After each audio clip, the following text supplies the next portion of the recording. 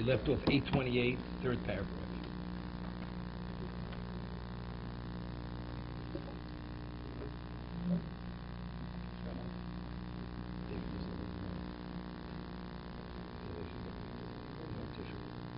Okay, 828, third paragraph.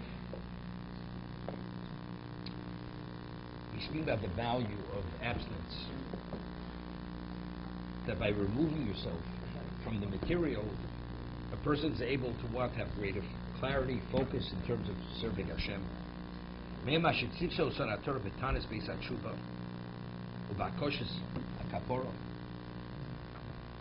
person is obligated to fast at the time of Yom Kippur. Right? Yom Kippur, we deprive ourselves to the nth degree, totally removing physicality. And we bakoshes kapora, and we're asking for atonement. That we should seal, we should shut down all the areas of pleasure. They are the cause of sin. What is the cause of sin? One's desire. So by fasting, I'm denying, I'm saying, I acknowledge what is the cause of my sin, because I was taken by my senses, by my desires. So fasting is, you're doing something contrary to your desires. Despite you're hungry, you fast. Thirsty, you fast. Person has desire, cohabitation, one does cohabit. Washing, whatever, also none. So all the levels of which are human amenities, not something even out of the ordinary. Even that, I'm denying myself. Because that, ultimately, if you don't have control over that, it brings to other things. That's the strongest reason, the cause of sin. It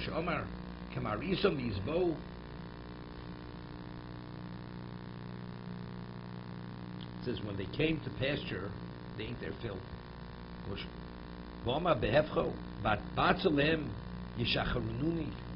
When you limit it, that's when you're free. That's interesting. It's interesting. You know, it says in Judeo-Arabic, it says regarding the luchos, it says Chovos HaLevavos, the words Chovos with the vowels, but without the vowels it would be read Cherus. Ein lucha ben chorin el mishosik b'Torah. Who's the true free man? The one who engages in Torah study. So if you engage in Torah study, because you observe the Torah.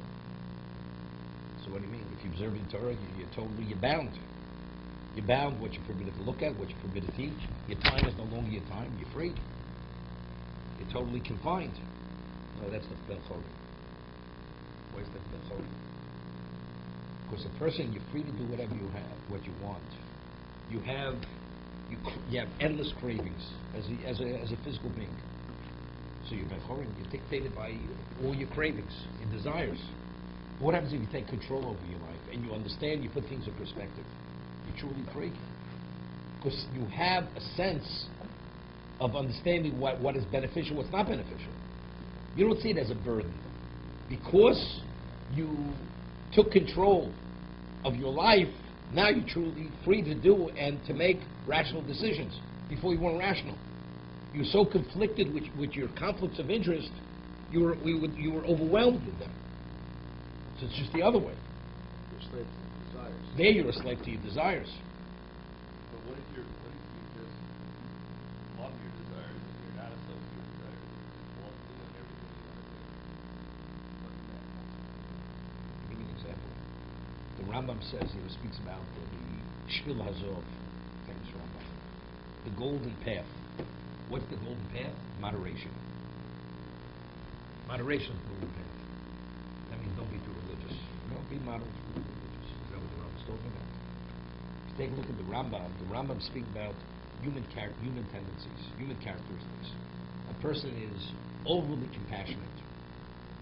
It's not good. Any person approaches you, immediately you want to help the person. A person is miserly, not good. A person is stoic. He has no interest in the material whatsoever. No interest. Even for what he needs to sustain himself. A person's a glutton. He speaks about extremes. What is the ultimate place to arrive at, the equidistant point between the two. That's what he refers to as the shvilazov. Whether it's anger, whether it's desire, eat, food, whatever it may be. What's the understanding? A person is endowed with intelligence. What is the value of intelligence? To make decisions, to make an evaluation, make decisions. But if a person is immediately conflicted, naturally, unrelated to his intellect, you can't make an objective decision. Person is so compassionate. Before the person asks, he already wants to help him. But maybe it's not a valid cause to support. Maybe overly supporting him. So you have to make an evaluation. But because you're conflict that you want to help him more than he wants to be helped, so your evaluation is not a correct evaluation. You have no objectivity. So what's the key in life? To be at the equidistant point where you could be objective. Being objective allows you to make a proper decision. That's the understanding. So if a person craves many areas of his life, automatically it infringes on your objectivity. Therefore, by weaning yourself from desire, you take control over your life. So now I'm in control. Now I can make a responsible evaluation, analysis, to understand what to do and what not to do. That's the understanding. I understand that, and I understand the analogy to Yom Kippur. However, Yom Kippur, the Torah is explicit that one will afflict oneself. Yom Kippur is associated with the affliction. And we don't see in the Torah that God says you shall Wait. yourself. The Gemara says maybe you should afflict yourself. If you're in the shade, you should sit in the sun to be afflicted. Right? And there are many ways you could afflict yourself. It doesn't mean you should be afflicted.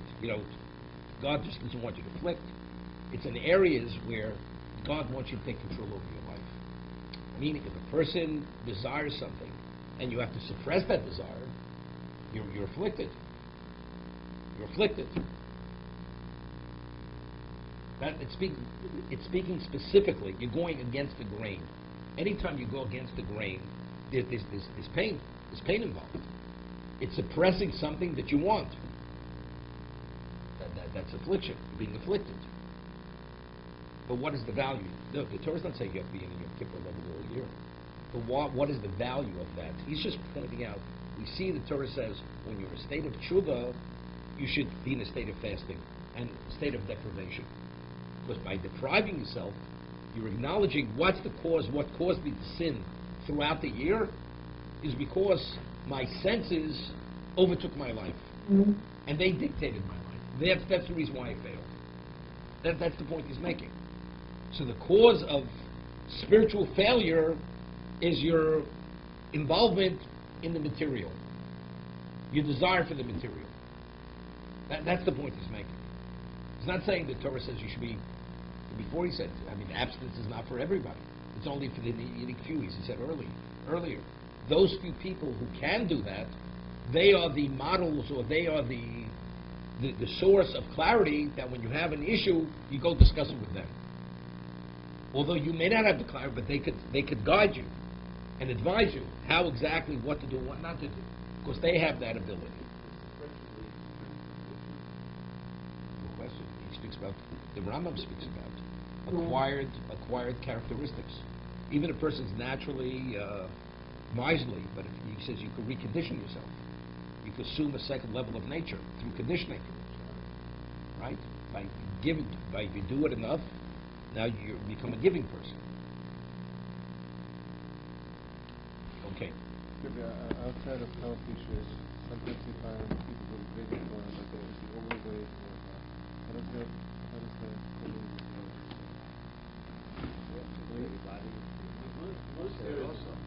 well, sometimes you have health issues that you overweight because not because of eating. In what way compassion?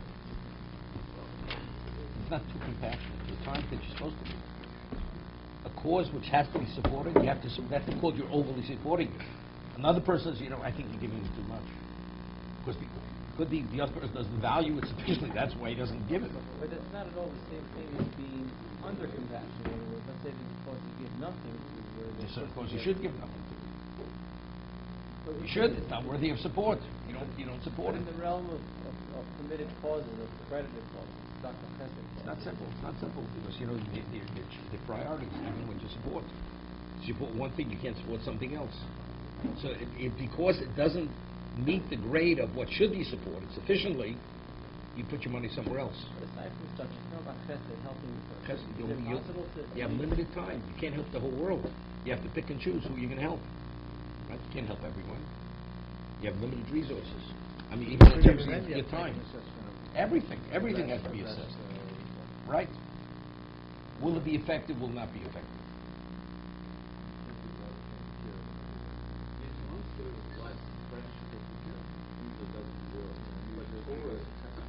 No, but it always starts as suppression. It always starts as suppression. A person wants to start eating healthy. He hasn't. At first, it's very difficult. Over time, it becomes easier. It's the same. It's always that way. Whenever you go against the grain, till the reconditioning actually kicks in, so to say, it's difficult. So the idea of forward It doesn't happen in a moment. Look,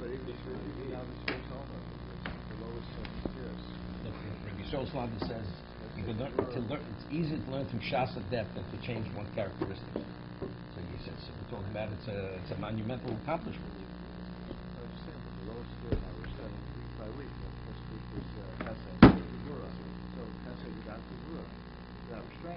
Right. Everything complements everything. Right. Correct. Okay.